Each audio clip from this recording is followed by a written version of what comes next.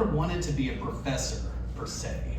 I did, however, want to dress entirely in tweed and have sports jackets with little elbow patches, right? It's a good look. And so becoming a professor seemed to be the best route towards that look. But I'm joking, sort of. Honestly, being a professor felt like something smart people could do. And I just think I wanted to feel smart. Did you know that you can teach an undergraduate college class if you have 18 credit hours of graduate school in that given field? Most classes are 3 credit hours, so this meant that after taking 5 classes in communication at the master's level, I was ready and able to teach other people how to communicate. Writing that out loud, that just makes the whole system seem very, very insane. What the hell did I know about communication, about teaching, about anything? Regardless of that, I decided I should try my hand at the adjunct pool at our local community college. One second. Thomas, you might want to get it close to you, the mic. No.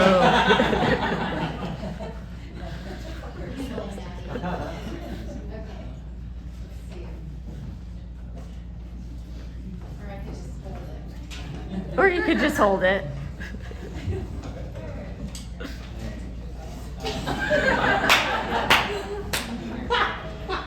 The comic relief we needed.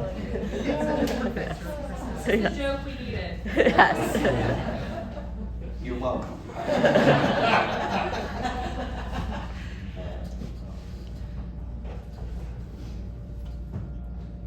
I submitted myself and my little knowledge of communication into the adjunct pool, and I waited, and I waited, and I heard nothing. But I'm not the type of person to sit on my hands, so I emailed the chair of the department, and when she didn't reply, I tried several more times. After the 5th or the 6th email, she replied, and she asked me if I could come and meet her in her office. It was Friday, January 10th. Dr. Mary Friedman was everything you picture in a hippie, liberal arts professor to be. Books lined the shelves and the floors, stacks upon stacks of textbooks balanced precariously, waiting to topple over. A mug with the college's shoddy logo placed atop one of the bottles. In my mind, I watched coffee spill everywhere every time she loudly hacked. She motioned for me to sit in the chair across from her, but the seat was already covered with books. Rather than helping me, she sat down in her own chair and she huffed loudly. And then she started talking. Oh my Lord, this has been one of those weeks, semesters. Lord, I am so glad you are here. This has been, remind me, I have your CV, right? It's this new thing with credentialing. Like, who really cares? But you got 18 hours in communication, right? Like, really, what do you need more for? It's calm. But I have your CV, right? I also need a driver's license, and we can deal with the W-9 later because that's an HR thing, not a me thing. Also, you'll need to get an ID from them. It's a fun class. You'll love it. We've got this new dean who's just a stickler for that 18-hour credentialing bullshit. But you got 18 hours, right? There's already a text, so the bookstore already has it. You don't have to order it, well, unless there's a new edition. But right now, I think it's the 7th or the 8th. I have one somewhere in here. She finally stopped talking, only to continue talking while going through more stacks of textbooks. I gathered from context clues that she was looking for a particular book. I nodded along, yet I had no idea what she was talking about. Like, I heard words that sounded familiar, but not strung together in the way that she was streaming. Finally, oh, here it is. It's the 9th edition. I guess that's the latest. She picked up a thick, soft-covered textbook entitled Mass Media in the 21st Century, 9th edition, and thrust it at me. It was orange, and it had an old tube television with an antenna on the front cover. This was apparently the latest edition of the book. A word bubble splayed across the upper right corner, now with an exciting new chapter on the World Wide Web.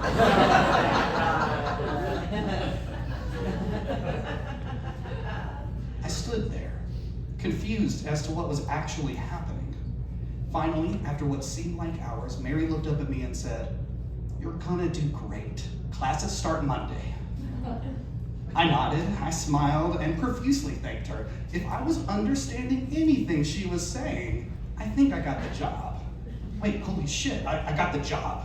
I was a teacher. No, I was an instructor. That had more clout. No, fuck all that. I was a professor.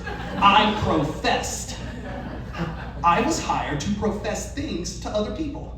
And I was in a field of study that I knew 6 hours worth of information about. And I could go and tell that stuff to 18-year-olds who would believe everything I would say because 18-year-olds are dumb. That solid minute of glory sustained me during the silent walk through the empty parking lot of the community college campus that was in the same strip mall as an AutoZone.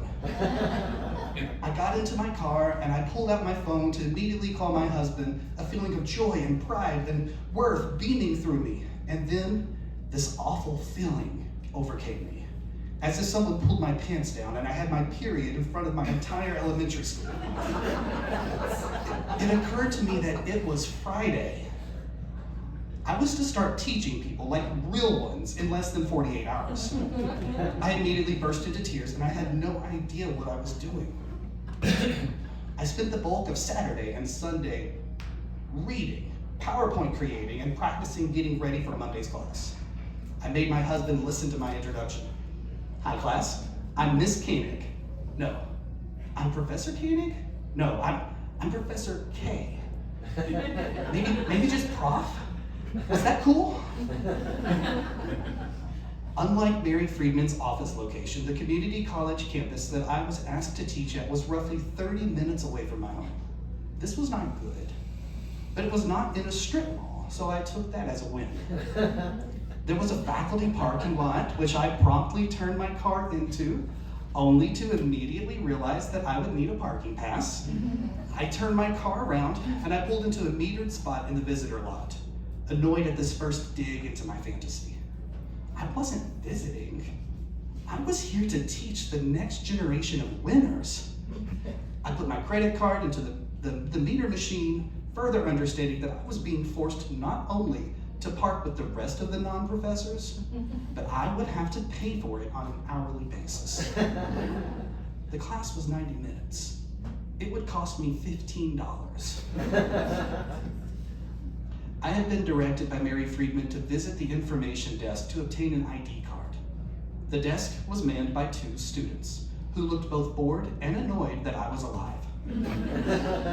I was told by one of the students that I would have to come back when their manager was there, which would be sometime later. Okay, but could they point me in the right direction to classroom 7D? One of the girls oohed loudly at me as if I had asked her to eat dog crap off the bottom of one of her shoes. She nodded at the elevator, which meant nothing to me. Because I'm smart enough to have 18 hours of communication courses under my belt, however, I expertly decoded her pointing as, "Take the elevator to floor 7. I had arrived roughly 45 minutes early for my class out of excitement and fear, but luckily, room 7D was empty. Perfect. I needed to get myself set up and mentally prepared for my first class ever. The classroom was clean and sterile looking, with a large whiteboard in the front of the room and a similarly sized screen to the right of the board. The screen was already down, but the projector didn't seem to be on. Towards the window side of the room was a lectern with a monitor and a keyboard hidden in a drawer. There were a few dry erase pens of various colors resting on the lectern. I took the black one and I wrote Professor Koenig on the whiteboard. I took a few steps back and stared at my own name and my newly found title. I think I almost teared up a little bit.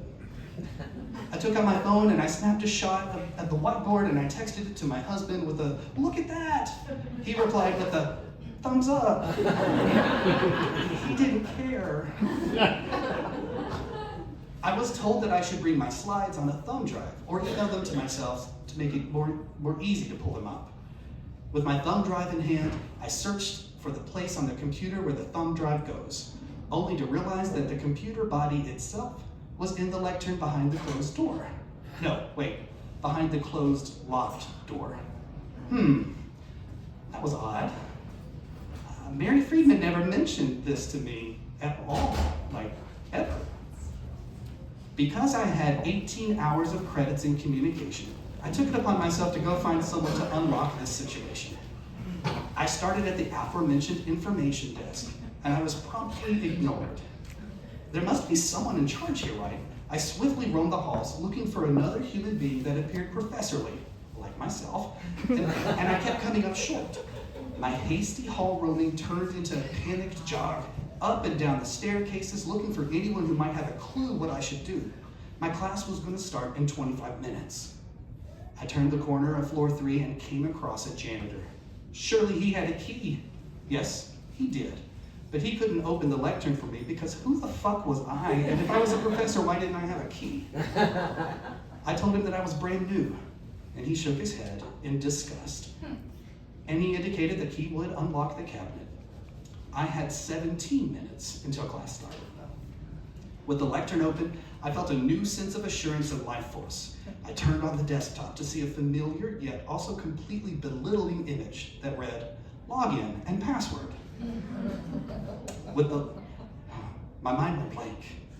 It was like that scene in A Christmas Story. Login. What's a login? When I returned to my thinking brain, I understood that obviously the system would require me to have some sort of username and password, and then I jumped to the realization that I did not have one. Panic came back. I was now 13 minutes to class time. Thankfully though, no students were there yet to witness my panic because no one shows up that early for class unless they are nerds. I used my 18 hours of communication class knowledge and thought to try out first name, period, last name. Nope. First name, last name, no period. This went on. I even guessed a few passwords such as 1, 2, 3, 4, 5 and ABCD, completely not knowing how many digits would be in said password.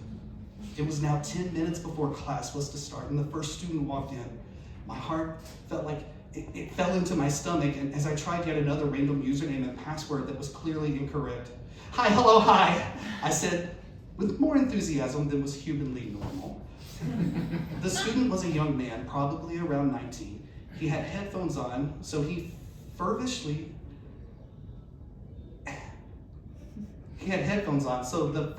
fervent welcome to him that I gave was neither acknowledged nor heard. I tried my social security number as a password. Nope. My birthday? Nope. The make and model of my first car? No. Another student, this time a young woman, came in and headed straight towards me. Hi, are you Professor Koenig? She asked. I wasn't even annoyed that she mispronounced my last name terribly. I was just thrilled that she prefaced that terribly butchered last name with professor. I nodded, dumbfounded. Was she about to thank me for all the knowledge she knew that I would impart on her? Was she going to tell me that she already knew that I would be her idol and that she wanted to follow in my footsteps? I have to leave early. My kid's dad can't watch it and my mom isn't home tonight. Sure, I said. You do you.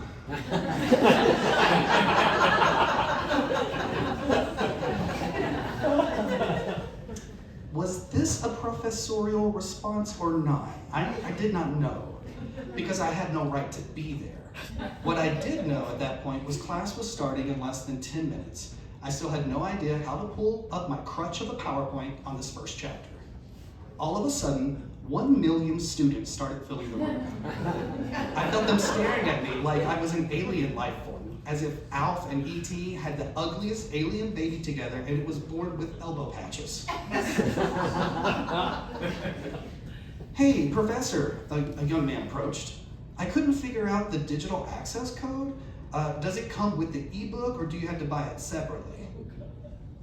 I smiled my biggest smile at him because I literally had no idea what he was talking about. And smiling gave me 14 seconds of facial expression to think. Still smiling. I don't think so. I responded. This response answered neither question. Or did it answer both? Hopefully, he was dumb enough not to know. I mean, he didn't have 18 hours of communication credits left. My panic escalated as I furiously attempted more logins and more passwords. It wasn't happening. There was nothing to do. The class was now almost full, and I stood in front of them sweating and white-faced. I surely looked insane. As I saw it, I had only two options. I could walk out the door and never return. I would just drop out of my master's program and become a carny. I could use my 18 hours of communication credit to guess people's weight. There you go. See you, dream job. Nice not getting to know you. If I ran away right now, who would care? These students would probably be thrilled not to have class. And bonus, I wouldn't have to pay as much for parking. My other option was to be honest. I could use my 18 hours of communication skills and have a real conversation with the students. Hey guys, I could say, you'll never believe this. And I bet not only would they believe it, but they would have their own stories of nightmarish practices that this community college system had foisted upon them. Honesty, transparency, this would be my teaching philosophy, which was something I read you needed to be a good professor. I will be the professor that gets real, like Michelle Pfeiffer in Poetic Justice. I would influence all the Tupacs for years to come just by being a genuine person. We were all human beings at the end of the day, aren't we? And that's exactly what I did. And it was a great class. And that was the day I became a professor.